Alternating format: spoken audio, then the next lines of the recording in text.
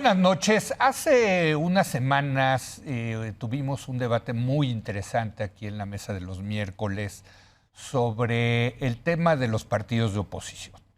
Si estos son los que son, y pues hay que asumir que no van a cambiar, y estos son los que van a competir en contra del oficialismo, de Morena, del López Obradorismo, o si había la posibilidad de conseguir algo mejor. En fin, vamos a poner el tema sobre la mesa. Primero saludo a nuestros contertulios de hoy, Denise Dresser, que está aquí en el estudio. Denise, muy buenas noches. Hola, buenas noches. Maite Azuela, que nos acompaña vía remota. Maite, ¿cómo estás? Muy buenas noches. Buenas noches, qué gusto saludarlos. Y dejé hasta el final, a propósito, a Pablo Magluf. Pablo, muy buenas noches, porque tú fuiste el culpable de desatar este debate. ¿Cómo estás, Pablo? Buenas noches. Buenas noches, Leo. Buenas noches a todos. Y te dejé al último para que pongas sobre la mesa precisamente el argumento que tú decías, pues estos son los que son, y no apoyarlos, por más que estén espantosos, es acabar apoyando al gobierno. Si resumo bien tu argumento. Sí. Utilizamos la metáfora con estos bueyes hay que arar. Así es. Entonces creo que primero vale la pena explicar la frase si la vamos a usar como metáfora. Sí. La frase quiere decir que hay un universo limitado de bueyes para arar. ¿Qué es arar? Impedir la continuidad del régimen obradorista, cuya deriva autoritaria, antidemocrática y destructiva a estas alturas ya nadie puede dudar. Ahora, ¿cuáles son esos bueyes? Bueno, dadas las reglas de nuestro sistema político y dado el poco tiempo que queda, desafortunadamente, y lo remarco, desafortunadamente, esos bueyes van a salir de uno o de alguno o alguna combinación de ellos, de los partidos políticos de oposición, PAN, sí, PRI, PRD o Movimiento Ciudadano, y muy probablemente alguno de los 13 aspirantes actuales. Ese es el universo limitado de bueyes. No hay toros de Miura. ¿Qué quiere decir eso? Pues que no hay candidatos perfectos, ideales, impolutos ni santos. Son políticos mexicanos y de partidos mexicanos. Ahora bien, eso no quiere decir que todos los bueyes sean iguales. Al revés, hay unos mucho mejores que otros. Y de lo que se trata es de buscar al mejor buey posible y en la mejor combinación de partidos posible. Y podemos hablar de cómo. De hecho, en mi metáfora, el arriero es el electorado. Critiquemos todo lo que queramos a la oposición, a esta lamentable oposición y particularmente a sus dirigencias. Arriémoslas para que estén a la altura de la ciudadanía y de las demandas del momento histórico. Pero no perdamos de vista que el objetivo es ganar para mantener viva la alternancia, porque la otra opción es una corcholata obradorista y ese sería el peor de los conformismos. Bueno, pues ahí está puesto sobre la mesa el argumento. ¿Tú no estabas de acuerdo, Denise? Es que tengo un problema con ese argumento porque supone que el rechazo al López Obradorismo, que muchos ya hemos manifestado precisamente por sus pulsiones autoritarias, significa que en automático los descontentos se van a volcar a favor de la oposición. Esa oposición a la cual yo hoy veo muy problemática. Dice Pablo, pues con esos bueyes hay que arar. Pues primero a ver que se quiten las pulgas, que empiecen a caminar por el camino correcto. Esa oposición, que la llamamos oposición, con frecuencia vota con el presidente, tiene toda una serie de trayectorias malolientes. Todos decidieron votar hasta que hubo resistencia ciudadana a favor de que el Tribunal Electoral dejara de inmiscuirse en su vida interna. No, fue la propia resistencia dentro de los partidos. Pero también yo diría la resistencia por fuera. Esta idea de que el enemigo de mi enemigo es mi amigo, a ver, creo que parte de un diagnóstico incorrecto de por qué ganó Andrés Manuel López Obrador y por qué sigue siendo popular. Hay un muy buen artículo de Rodrigo Castro Cornejo, se llama El votante de AMLO, la polarización afectiva. A ver, muchos votaron por Andrés Manuel López Obrador porque la oposición no les parecía una buena alternativa. Sí, sí. Y porque el presidente se ha encargado con mucha habilidad política de recordar que el PAN y el PRI construyeron el país que él heredó. Ha acentuado muchos de los problemas que heredó, pero se nos olvida esa trayectoria priista, panista, de corrupción, de triquiñuelas, de ahora que se alzan en defensores de la democracia, pues ellos mismos crearon esa democracia disfuncional. Ellos son los progenitores de Andrés Manuel López Obrador y no han hecho lo suficiente para conectarse con el electorado descontento, para crear un lazo anímico, místico, un lazo afectivo que además demuestre que ellos mismos han cambiado. La retórica o el argumento de que con esos bueyes hay que arar, pues sí supone o nos obliga a todos a elegir la fruta menos podrida en el mercado cuando ni siquiera sabemos si es la menos podrida, porque lamentablemente para muchos la opción no va a ser votar por la corcholata o votar por la oposición, va a ser quedarse en su casa, pero va a ser el abstencionismo. Quedarse en su casa yo creo que es tomar una decisión y como se ve ahorita es a favor del oficialismo, ¿no? Claro. O sea, lo pones muy bien tú. El electorado en el año que entra, seguramente muchos electores van a tener que tomar la decisión del menor de los males. Y bueno, lo que dice, si entiendo bien, Pablo, es, pues sí está espantosa esa fruta, horrible, sí, maloliente, Leo, pero la otra está peor. El menor de los males fue lo que nos condujo al López Obradorismo, el que esos gobiernos en el poder no hicieran las reformas necesarias. Sí, no. A ver, yo creo que en eso estamos de acuerdo. Aquí el tema es, el argumento de Pablo es, pues sí, tú endílegale todas esas cosas, pero esos son los que van a aparecer en la boleta. Pues sí, pero que esos bueyes empiecen a mejorar de aquí a la elección. Ni siquiera tienen candidato, o sea, y ya las corcholatas van, la maquinaria de la elección de Estado avanza, siguen ahí peleándose por administrar sus pequeñas cuotas de poder los partidos de oposición, siguen sin candidatos atractivos. Y quieren que votemos por ellos nada más porque el otro es peor. O sea, yo sí quisiera ver... Está horrible. A ver, creo que Pablo quería decir algo antes de que entre Maite, porque me quiero saber la postura de Maite entre estas dos posturas. Pablo, rápido. Pero es que en un cara a cara lo que tiene que contestar Denise, en un vis a vis, si esa oposición no hace todas las cambios y reformas y la expiación que Denise está pidiendo, entonces nos está invitando a conformarnos con la corcholata oficialista, ¿no?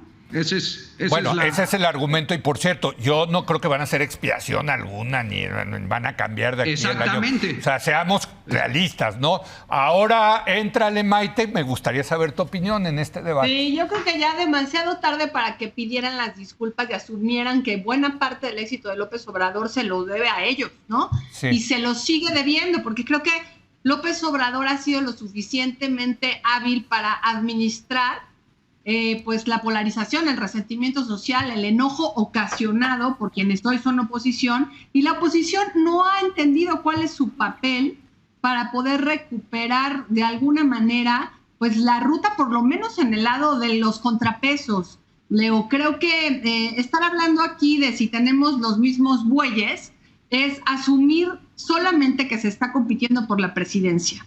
Y creo que yo detendría ahí el debate y les diría, oigan, ¿por qué no somos realistas? La presidencia, la oposición la tiene perdida.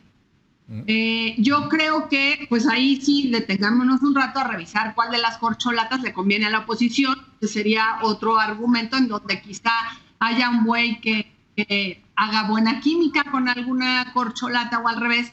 Y me concentraría en decir, la oposición tiene una enorme oportunidad, que no sean los mismos bueyes, no me encanta la metáfora, pero tomémosla, los que compitan en el Congreso, porque creo que sus dificultades para hacer contrapeso y también en las gobernaturas han sido que les encanta reciclarse, agarran perfiles caducos, con unas colas, unos sacos o unos vestidos de cola larguísimo, que entonces les impide a toda costa poder tomar posturas que no sean de apoyo al partido en el poder. Y para la ciudadanía es un poco confuso que hablemos de oficialismo y que pensemos en Morena. Creo que todavía al día de hoy hablamos de oficialismo y pensamos en el PRI, pensamos en ahora sí que en la vieja manera de hacer política.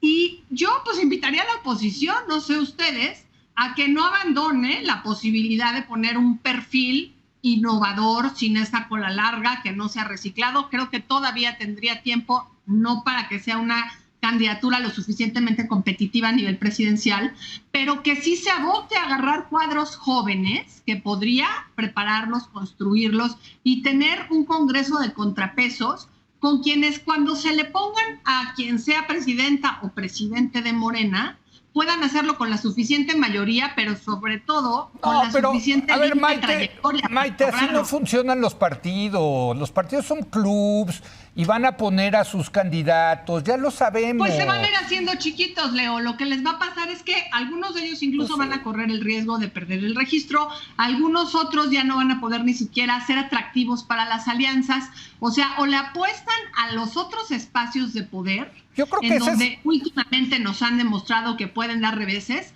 o se van a quedar cada vez más débiles y convalecientes. Yo creo que esa es la apuesta, por cierto, de Movimiento Ciudadano, ¿no? Que también habría que meterlo en esta ecuación. Pero te toca, Pablo, porque cuando dijo... No, le tocaba a Pablo, Sí, sí. Porque cuando dijo Maite hay que asumir que ya ganó Morena la presidencia, casi le da un síncope al querido Pablo. Bueno, hay que ser realistas, Pablo. Bueno... el problema del enfoque tanto de Denise como de Maite es uno de expectativas. Y gran problema de la oposición es uno de expectativas. Hace poco vino Adam Przeworski, el politólogo polaco-estadounidense. Lo trajo el INE. Para los amigos del auditorio que no lo conozcan, Przeworski se hizo muy famoso por una definición mínima de democracia. Muy bueno. Que es un sistema en el que los partidos en el poder pierden elecciones. En pocas palabras, un sistema donde hay alternancia de partidos. Bien, eso es lo que está en juego en 2024. Esa es la amenaza más seria. Perder ese piso mínimo que tanto nos costó conseguir y que apenas ha durado 25 años. Entonces, pero te voy a ¿por qué digo muy rápido, que espérame, Maite, déjame terminar mi argumento y ya. Entonces, ¿qué esperamos de la oposición? ¿Queremos que saque a México del subdesarrollo y lo convierta en un país de primer mundo en 6 años? ¿Queremos que termine con la corrupción, la violencia y la impunidad en un sexenio? Si eso es lo que le pedimos a esta oposición, definitivamente esta oposición no tiene con qué. Es más, les puedo asegurar que el próximo sexenio va a ser una desgracia. Pero eso ya será otro problema. Primero hay que garantizar la alternancia. Si eso es lo que le pedimos a la oposición, que gane para mantener ese piso mínimo de Przeworski, para asegurar la alternancia y que al menos siga vivo el juego, porque lo que no está tomando en cuenta ni Maite ni Denise es que no estamos en normalidad democrática, estamos frente a un verdadero régimen antidemocrático. Si eso es lo que le pedimos a la oposición, entonces yo creo que sí tiene la madera. Sí tiene con qué, no digo que lo logre, pero tiene con qué. Lo sabemos, sí. Porque en 2021 tuvo 3 millones de votos más que el oficialismo y en bloques están más o menos empatados. Muy bien, a ver. Entonces, déjame que entre Denise, porque el argumento es que esta es una elección, va a ser una elección histórica. Entonces hay que llegar así con la nariz. A ver, yo también tapada. estuve en esa conferencia donde habló Adam Przeworski y le recuerdo a Pablo lo demás que agregó y por qué se sentía pesimista sobre México, porque dijo, la oposición tiene que ser más que un simple portavoz de la ira. La oposición tiene que ofrecer más que la crítica al régimen actual, sino también una alternativa positiva orientada al futuro. La oposición tiene que ofrecer también un mapa de ruta de cómo mejorar la democracia, cosa que esta oposición no ha hecho. Y segundo, creo que Maite tiene razón. Si me preguntaran hoy por hoy, con la lista de precandidatos de la oposición que se han presentado, no van a ganar la presidencia. Yo sí me abocaría, si fuera dirigente de la oposición, a decir toda la carne al asador para que haya contrapesos en el Congreso y en los congresos locales. Tú no entras a una elección sabiendo que vas a perder. No estoy diciendo que van a perder, pero a ver, entonces que saquen a un candidato atractivo, distinto, no esos 8 o 9 nombres. A ver, Enrique de la Madrid por su apellido no gana. Claudia Ruiz Massieu, por su trayectoria, tampoco gana. Es lo que... Lili Telles. Tampoco. A ver, es lo que Pablo no está entendiendo, que allá afuera hay más del 60% del electorado que no percibe esta elección como una elección histórica entre el autoritarismo y la democracia. No la está viendo así. Las encuestas lo revelan. Eso es muy de círculo, ni siquiera rojo, es morado. Morado. Sí, como mi corbata. Es el lenguaje que solo Pablo Magluf entiende. Sí. Pero allá afuera hay un debate muy distinto que tiene que ver con... ¿Será un gobierno de mayoría? ¿Será un gobierno que me van a dar? Que nos siga, exacto, que nos siga ofreciendo una serie de ventajas, que además nos represente? López Obrador ha construido una narrativa muy eficaz. Entonces, game over. Espérame, de ellos, la minoría rapaz, los que quieren regresar al pasado, los que no están dispuestos a perder sus privilegios. Para la gran mayoría del electorado, la elección va a ser eso.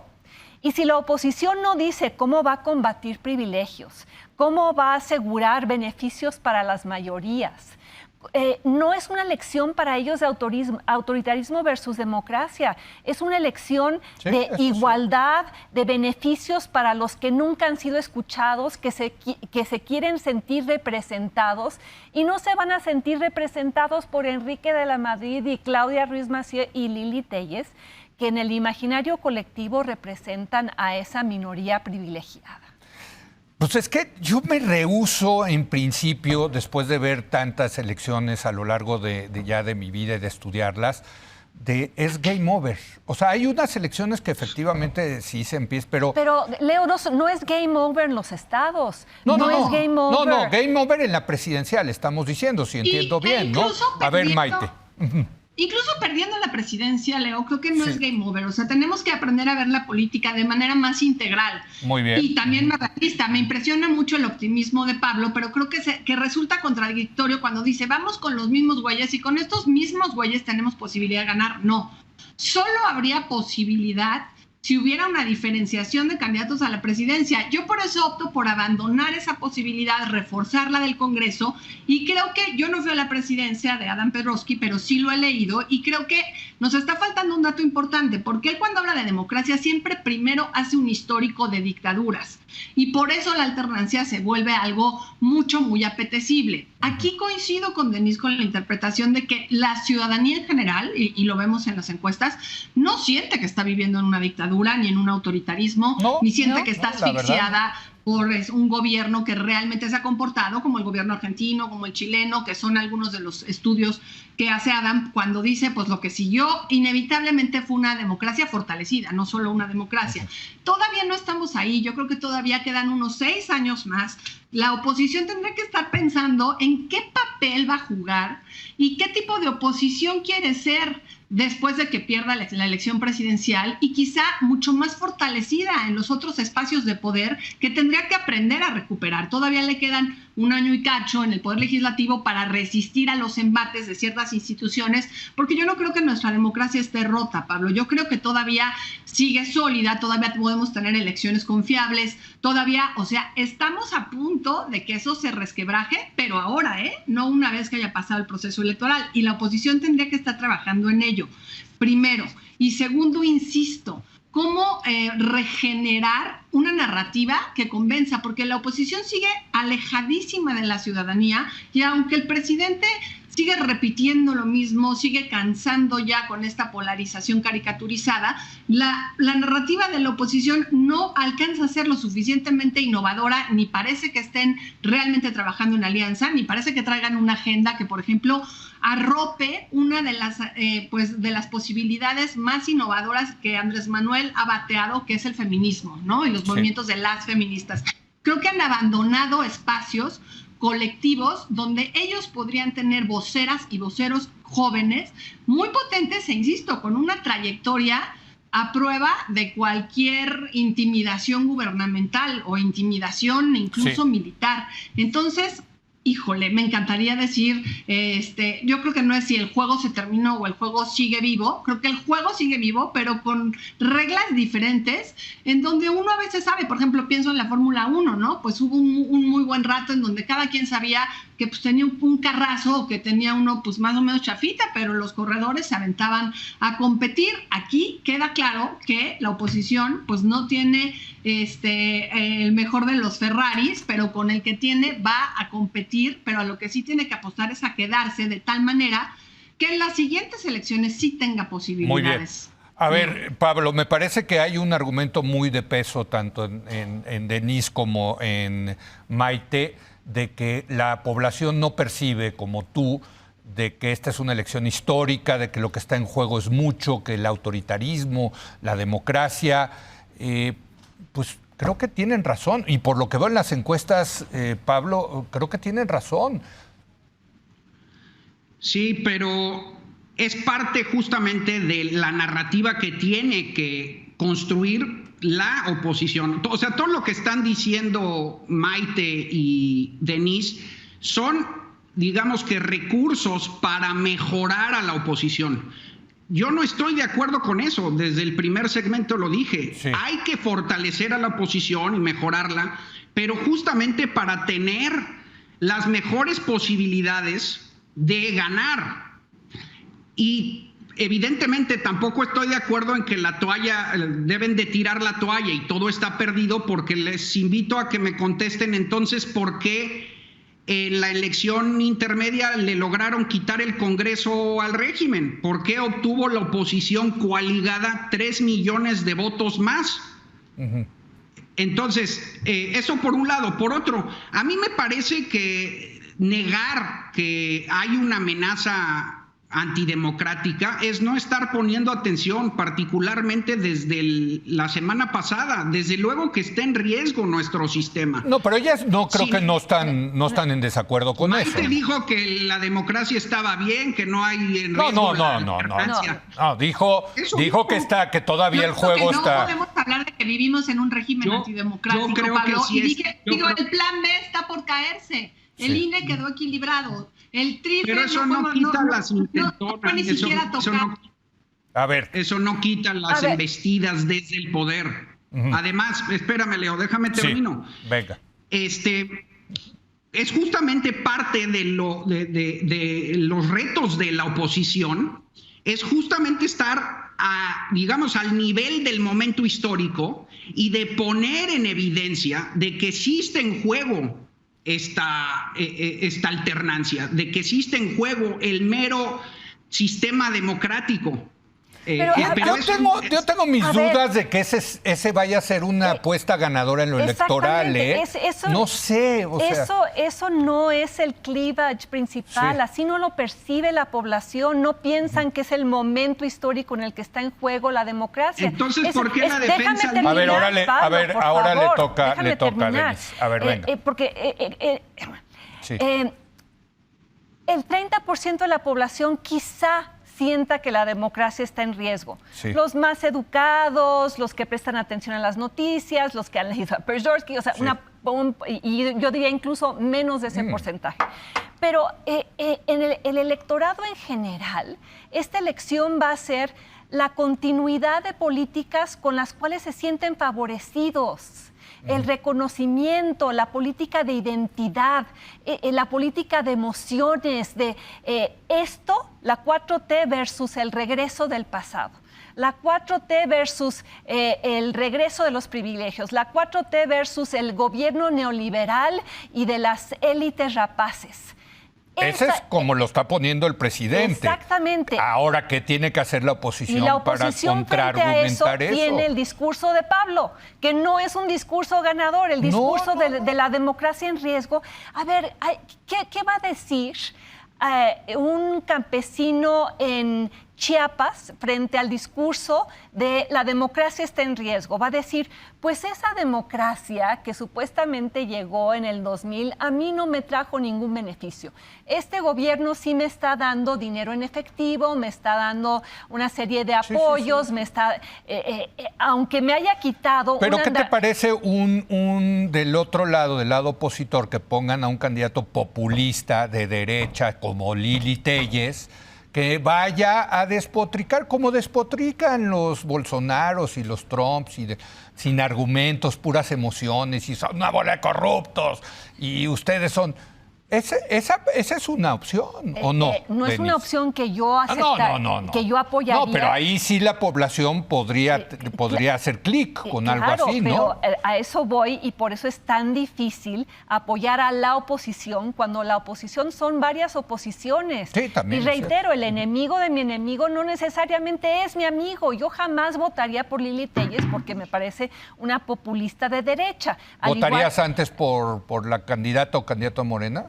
Es que esa es la decisión real, la disyuntiva real que vas a tener. Es que le diste en el clavo, Leo, porque creo que depende más de cuál va a ser la apuesta de las corcholatas, y creo que el hecho de que Marta Delgado haya renunciado ayer y que ya haya dicho que va a ir a empujar la precandidatura de Ebrard para que gane la encuesta, cambia un montón el escenario de aquellos que hoy en día están completamente decididos a no votar por Morena. Si el candidato fuera Ebrard, ¿no? Vamos a poner ese escenario. No, pero por otro lado, cuando uno ve al elenco de la oposición, piensa más en una escena de telenovela de jaloneo de pelos, en una escena de argumentos y de agenda política que contrapese pues la narrativa López Obradorista, porque se dedican a contestarle a López Obrador. Y bienvenida, Maite, a la política del siglo XXI. La política estridente, la política pues sí, eso es la política trumpiana. Es la que domina Morena, en esa gana Morena. Bueno, pero pues entonces para los, ¿cómo dicen? Que para los toros de Jarales los mismos caballos o algo así, ¿no? Entonces tú le pones del otro lado a alguien similar. Y a ver quién... de derecha. Alguien de derecha, ¿no? Y de que hay derecha en México. Ay, sí, Pablo. Un momento. Yo no estoy seguro de que no se pueda transmitir la urgencia de la amenaza antidemocrática. Les pido a ver, permíteme, Pablo. Vamos a darle otro segmento a este. Está buenísimo este debate. Permíteme tantito, me voy a una pausa y regresamos en un momento más.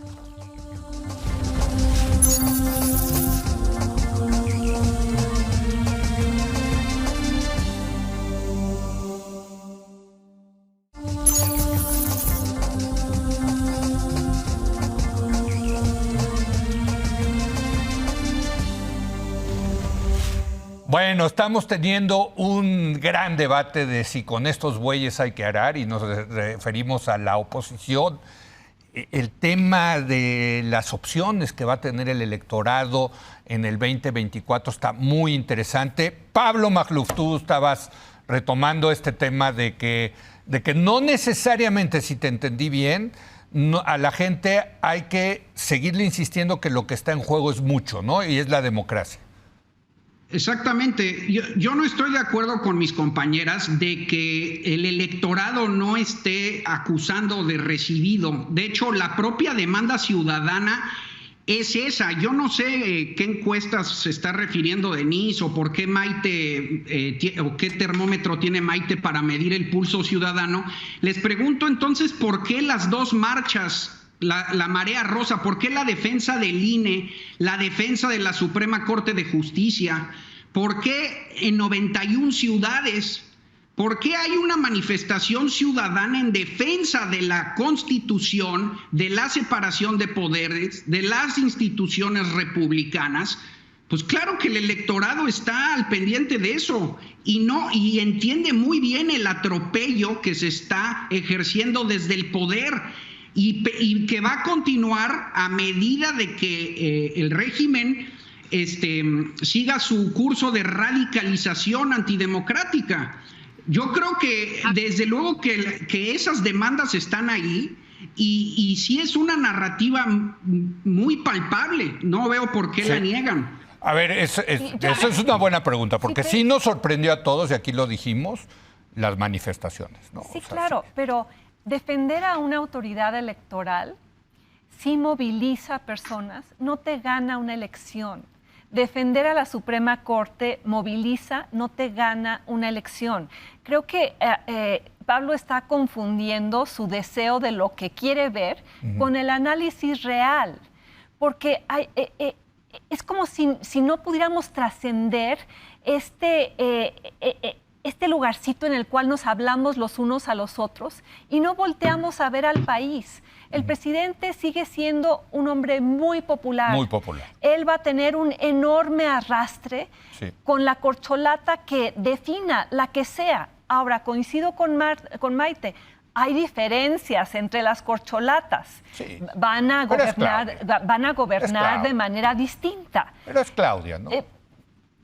¿Quién sabe, no? A ver, no lo sabemos, pero lo que me indigna es que estemos tratando de hacer psicología personal del presidente en lugar bueno, de... va a ser dedazo, eso exactamente, sí lo sabemos. Y que otra vez esté en boga el dedazo y que sea legítimo usar el dedazo y que quienes apoyan a Morena no se cuestionen esa práctica, que deberían cuestionársela, pero no están en el eje democracia-autoritarismo, están en el eje de el PRIAN, bola de corruptos neoliberales que saquearon al país. Aunque hoy presenciamos el saqueo por parte de la 4T, aunque hoy los datos duros revelen que hay un número mayor de pobres, aunque hoy veamos corrupción igual que la vimos, mimetizada en la cuarta necesitas transformación. un candidato o una candidata que les diga eso. Ustedes son una bola de corruptos, peores que el pasado, han hecho una asquerosidad del gobierno, no hay medicinas, la educación está espantosa. Esa cosa estridente que hoy en día gana elecciones. Sí, pero eso no necesariamente tiene que provenir de la derecha, pero creo que sí la elección se gana con emociones. Sí. Y hay que apelar a esas emociones. Y yo de los 9 candidatos que presentaron, el único que veo que puede hacer eso es Lili Telles. Insisto, a mí no me gusta, ya lo he escrito, en fin. Pero sí hay no, puede hacer eso, Leo, pero es una limitación. Sí. O sea, puede hacer estridencia, insisto, pero no puede traer una agenda que arrope más que la estridencia. Y el problema de la oposición, Leo, es que le contesta al presidente, pero nunca está volteando a ver cómo dialoga con la ciudadanía, con el electorado, o cómo traduce las necesidades del electorado en una agenda propia. Entonces, mientras esto siga siendo, el presidente dice, Lili Telles contesta, y a ver quién grita más fuerte, creo que no nos dejan demasiada opción más que cualquiera de las corcholatas de Morena tenga amplias posibilidades. Pero entonces, a ver, me están poniendo sobre la mesa de que nos estamos poniendo... Necesitamos un elenco distinto de que Pablo se está poniendo muy finito con debates de democracia y autoritarismo y lo que están pidiendo ustedes son debates finitos de que las políticas públicas y eso. No. A ver, o se va a ganar la elección con el riñón y las emociones y el melodrama. Pero nos estás poniendo quizá como... no ocupas la palabra política pública, pero sí hablas de lo que representan las políticas pues va públicas. A hablar y creo que te voy a decir algo. La oposición pierde si lo que hace es seguir reproduciendo esta idea de que la democracia está débil, de que no hay instituciones democráticas, de que estamos en riesgo. La que pierde es la oposición, porque en realidad... Pero, ¿qué tal que la oposición otra vez, utilizando la emoción, Pena de muerte. Ya lo vimos, pero, pena de muerte a los secuestradores. Leo, es que nos estás colocando en una falsa disyuntiva. Nos estás colocando en que Morena y la única otra opción es Lili Telles. No. No es así. No. O sea, pero ustedes la dan por perdida. No, pero creo que la oposición todavía tiene la oportunidad de presentar candidatos alternativos a la presidencia. No. ¿Quién? A ver, nombres. Nombres. Pues entonces tú también las das por perdida, Leo, ¿Sí? porque sin otros candidatos no hay posibilidades. Yo creo que... Pero no se pierde todo, ojo. Eso estamos hablando de la presidencial. Abusados. Estamos hablando de la presidencial, creo que queda muy claro. O incluso con los que están, pero que aprendan a hablar de otra manera. Con los que están yo no la veo posible, Denise. Sí, pues entonces estamos en un escenario bastante desolador. Por eso es que Adam Przeworski, después de irse de México, dijo, estoy pesimista sobre el futuro del país. Porque estaba siendo realista, al contrario de Pablo, que anda aquí en esto de hacer análisis en función de sus preferencias. A ver, Pablo, te toca. También hay que, más allá del buey, hay que hablar de la mejor combinación de partidos posibles. Aprovechando a Przeworski, recordé que en el primer debate Denise decía que en su visita a México, Anne Applebaum le había dicho que no hay fórmulas garantizadas. Hay coaliciones que fracasan, otras que no. Y sí es cierto, pero la experiencia internacional y la historia demuestran que en estas circunstancias, y también la elección intermedia del 2021, las coaliciones tienen más probabilidades. No hay garantías. Yo nunca dije que la oposición va a ganar, puede perder. Dije que tiene madera con qué. Pero sí hay probabilidades, no hay garantías, hay probabilidades. Y hay más ejemplos de coaliciones exitosas que fracasadas. Le invito a Denise a que me diga ejemplos de lo contrario. Bueno, Morena va en coalición. Y a la inversa, espérame tantito, Maite, a la inversa hay más ejemplos de que el autoritarismo se consolida más fácilmente con una oposición fragmentada. De modo que para mí el mejor boleto es una amplia coalición con candidato único. A ver cómo queda el tablero después del Estado de México para acopiar piezas. Y en ese sentido también va mi elección de candidato, más allá de perfil, el que mejor pueda asegurar una amplia coalición, esa unidad, y por supuesto sea un demócrata, yo creo que tiene la venia. Ahora, déjenme, porque sí quiero aclarar algo, porque parecería aquí que yo digo que la única opción es un populista para hacer el populista. Derecha versus un populista izquierda. No, yo creo que también volteemos a ver qué pasó en Estados Unidos con un candidato aburrido como Biden, ¿no? Que le decían que iba a perder la elección intermedia, ¿no? En contra de la gran cantidad de populistas que se estaban lanzando para el Congreso en Estados Unidos, y encontraron el tema del derecho de las mujeres a decidir, del aborto. Y eso galvanizó, me parece, una agenda en contra del populismo. O sea, yo creo que sí se pueden encontrar, temas que galvanicen a la oposición. Yo diría uno de ellos, sin duda, es la salud. Sí, o sea, yo creo que eso sí le ha pegado a las bases de Morena de una manera brutal. Sí. Otro tema probablemente sería el de la seguridad. Sí. Y quizá la militarización o la educación incluso. Sí. A ver, ¿qué ofreció Biden que lo llevó a ganar? Ser un gobierno competente. Sí. Porque aquí el tema no es tanto si el observador es autoritario o demócrata, sí lo es para mí, porque soy politóloga, pero que es un gobierno de incompetentes, o sea, que han llevado... exacto, y esa incompetencia se ha traducido en muertes. Sí. Esa incompetencia se ha traducido en que los pobres gasten el 40% más de lo que antes gastaban para ir a una clínica del doctor Simi junto a la farmacia del ahorro, porque les quitaron todo eso que antes tenían. Pero ¿quién está recordando eso todos los días? No lo está haciendo la oposición. La oposición, como bien dice Maite, le contesta a cualquier provocación del presidente López Obrador, en lugar de centrarse en aquello que realmente le afecta a las personas más vulnerables de este país. Por eso, o sea, yo sí creo, por eso me rehúso a decir ya se perdió la presidencia. Yo creo que o con un candidato populista o encontrando un buen tema, o también hay que ver quién va a ser el adversario de la oposición, porque a lo mejor, pues si es Claudia, y Claudia resulta una muy mala candidata, no sé, ¿no? O sea, yo creo que esto todavía apenas está en ciernes, ¿no? Y bueno, a ver, Maite, tú querías decir también, agregar aquí cosas. Pues no, quería decir esto, cómo me preocupa que se hable del debilitamiento democrático, porque puede salir el tiro por la culata. Tenemos al revés que capitalizar esas marchas, que anunciar muy bien qué pasó con las instituciones electorales, que siguen sólidas, que siguen fuertes, y que eso le permite a la oposición competir en situaciones que no serían posibles si el plan B ya hubiera sido aprobado, o si entre todos, porque fueron la oposición y Morena, le hubieran pegado como querían pegarle al tribunal. Y creo, por otro lado, como bien dices, Leo, no hay que renunciar a un candidato y a una figura presidencial que quiera y pueda ganar, pero hay que apostar a un trabajo en terreno en donde los legislativos sean de la oposición.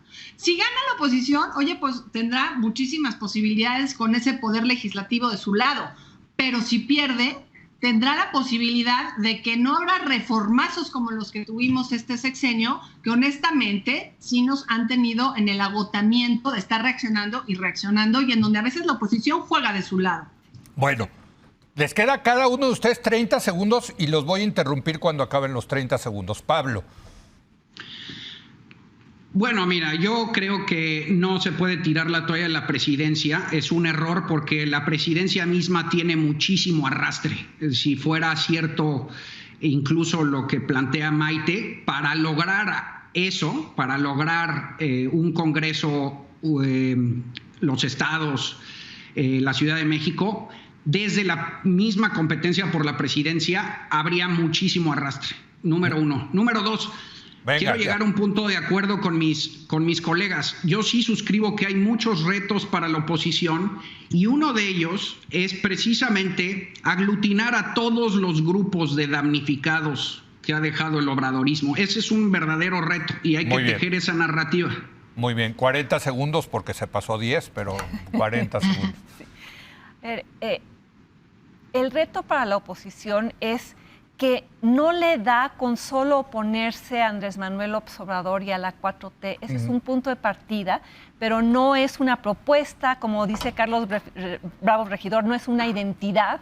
O sea, ¿por qué no plantear una identidad basada en la reunificación de este país? Por el bien de todos, primero unidos. Porque creo que la polarización está creando divisiones muy severas entre amigos, colegas, movimientos sociales, defensores de derechos humanos, ambientalistas, etcétera, en una ciudadanía que hoy padece esa polarización. Biden ganó precisamente porque dijo, el país está cansado de tanta división. Muy bien. 45 segundos, porque se pasó 5 segundos. Hasta menos, Leo. Yo creo que hay que la oposición debería poner su foco en lo que se ha perdido, derechos y libertades.